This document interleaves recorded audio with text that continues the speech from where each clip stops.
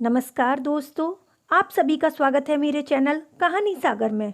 आज मैं आप सब लोगों के लिए कहानी सागर से लेकर आई हूँ कहानी दूसरी शादी, जिसके लेखक हैं मुंशी प्रेमचंद। ये कहानी आपको अच्छी लगे तो वीडियो को लाइक और शेयर अवश्य करें और साथ ही इस चैनल को सब्सक्राइब करें। तो चलिए कहानी को प्रारंभ करते हैं।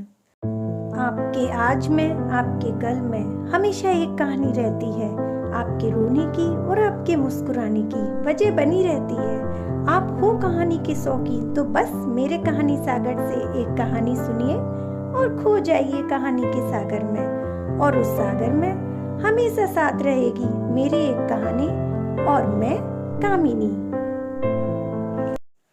जब मैं अपने 4 साल के लड़के रामस्वरूप को गौर से देखता हूँ तो ऐसा मालूम होता है कि उसमें वह भोलापन और आकर्षण नहीं रहा जो कि 2 साल पहले था। वह मुझे अपने सूर्ख और रंजीदा आंखों से घूरता हुआ नजर आता है। उसकी इस हालत को देखकर मेरा कलेजा कांप उठता है और मुझे वह वादा याद आता है जो मैंने 2 साल हुए उसकी माँ के साथ, जब वह मृत्युशैया पर थी, किया था। आदमी इतना स्वार्थी और इतनी इंद्रियों का गुलाम है कि अपना फर्ज किसी न किसी वक्त ही महसूस करता है। उस दिन जबकि डॉक्टर नाउम्मीद हो चुके थे, उसने रोते हुए मुझसे पूछा था, क्या तुम दूसरी शादी कर लोगे? जरूर कर लेना।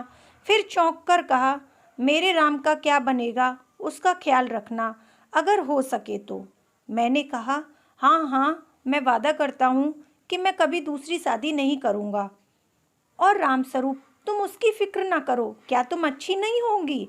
उसने मेरी तरफ हाथ फेंक दिया, जैसे कहा, लो अलविदा। 2 मिनट बाद दुनिया मेरी आंखों में अंधेरी हो गई। रामस्वरूप बेमाका हो गया। 2-3 दिन उसको कलेजे से चिमटाए रखा।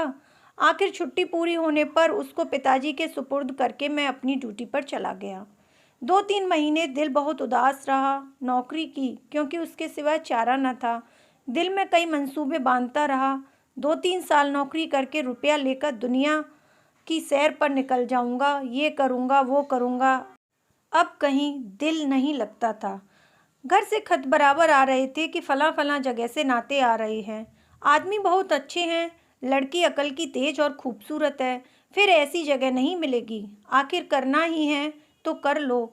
हर बात में मेरी राय पूछी जाती थी, लेकिन मैं बराबर इनकार किए जाता था।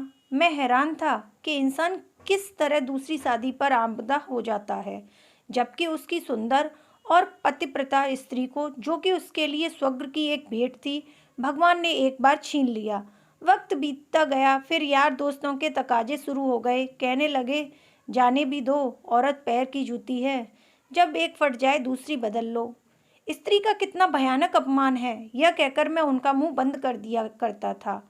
जब हमारी सोसाइटी, जिसका इतना बड़ा नाम है, हिंदू विधवा को दोबारा शादी कर लेने की इजाज़त नहीं देती, तो मुझको शोभा नहीं देता कि मैं दोबारा एक कुंवारी से शादी कर लूं। जब तक यह कलंक हमारी कौम से दूर नहीं हो जाता, मैं हरगिज, कुंवारी तो दूर की बात है, किसी विधवा से भी ब्याह न करूँगा। ख्याल आया, चलो नौकरी छोड़कर इसी बात का प्रचार करें, लेकिन मंच पर अपने दिल के ख्यालात जमान पर कैसे लाऊंगा? भावनाओं को व्यवहारिक रूप देने में, चरित्र मजबूत बनाने में, जो कहना उसे करके दिखाने में हम में कितनी कमी है, यह मुझे उस वक्त मालूम हुआ जबकि 6 महीने बाद मैंने एक कुंवारी लड़की से शादी कर ली।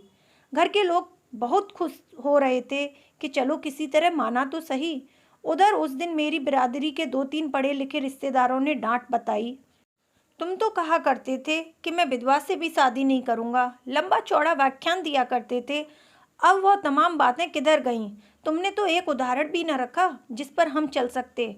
मुझ पर जैसे घड़ों पानी फिर गया, आंखें खुल गईं, जवानी के जोश में क्या गर्क गुजरा। पुरानी भावनाएं फिर उभर आईं और आज भी मैं उन्हीं विचारों में डूबा हुआ हूँ। सोचा था नौकर लड़के को नहीं संभाल सकता, औरतें ही इस काम के लिए ठीक हैं। ब्याह कर लेने पर जब औरत घर में आएगी तो रामस्वरूप को अपने पास बाहर रख सकूंगा और उसका ख्याल रख सकूंगा। लेकिन वह सब कुछ गलत अक्षर की तरह मिट गया। रामस्वरूप को आज फिर वापस गांव पिताजी के पास भेजने पर मजबूर हूँ। क्यों? यह किसी से छिपा नहीं। औरत का अपने सौतेले बेटे से प्यार करना एक असंभव बात है।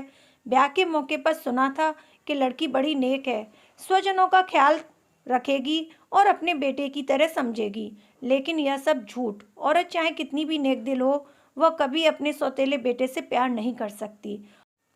और यह हार्दिक दुख व वादा तोड़ने की सजा है जो कि मैंने एक नेक बीवी से उसके आखिरी वक्त में किया था।